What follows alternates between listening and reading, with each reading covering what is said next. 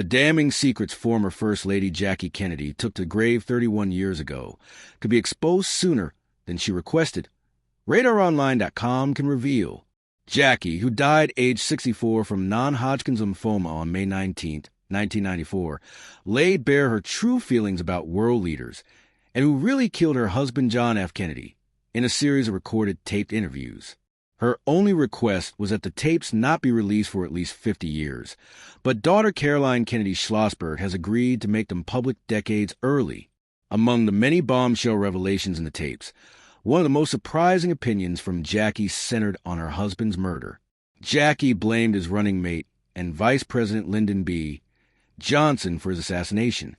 She recalled in the recording, "Jack said it to me sometimes. He said, 'Oh, God, can you ever imagine what would happen to the country if Lyndon were president?'" The former First Lady doubled down later in the tape about how her husband worried for the country if his vice president was ever put in charge. An insider said, "Jackie was absolutely convinced Lyndon Johnson was a pawn in the hands of a high-power cabal of Texas businessmen who expected LBJ would give them favorable treatment in the Vietnam War contracts and oil policies once he was in the Oval Office." Johnson wasn't the only world leader to catch Jackie's wrath in the recordings. She called Prime Minister of India Indira Gandhi a real prune bitter, kind of pushy, horrible woman, and France's President Charles de Gaulle an egomaniac. Most shocking was Jackie allegedly referring to civil rights leader Martin Luther King Jr. as a phony, and Queen Elizabeth II as unintelligent and unremarkable. Jackie opened up on her shocking decision to remarry just 5 years after JFK's assassination, while she was suffering from PTSD and depression from her husband's death, as well as her brother-in-law Robert F. Kennedy's fatal shooting. The grieving mother of two stunned the world when she married Greek shipping tycoon Aristotle Onassis, who was 23 years her senior. While the marriage didn't make sense to the rest of the world, Jackie explained it was strategic and ensured the safety of her 2 young children, Caroline and John Jr.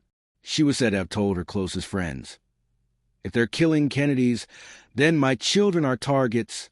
I want to get out of this country." Author Paul Brandis noted, "She feared for her life and feared for her children." Onassis offered security. He had Scorpios, his own private island in Greece, a private army with 75 heavily armed men, and he owned an airline. He could give her anything she wanted. Jackie's personal assistant, Kathy McKeon, recalled, "A lot of people said, 'Oh my God, what did she marry that guy for?' But he was a good father to John and Caroline. He would sit with them at the dining table and ask how was school. He might have been an older man, but he paid attention to them and they loved him."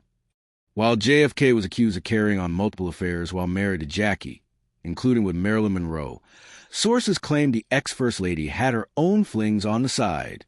Jackie's affairs were said to be primarily driven by Jackie's desire to seek revenge on Jack, according to her close friend William Walton. Despite the couple's infidelity, JFK was said to be the only man Jackie ever truly loved. She recalled her family's time in the White House as the happiest time in my life on the tapes, as she noted it was also the period when she and JFK were the closest.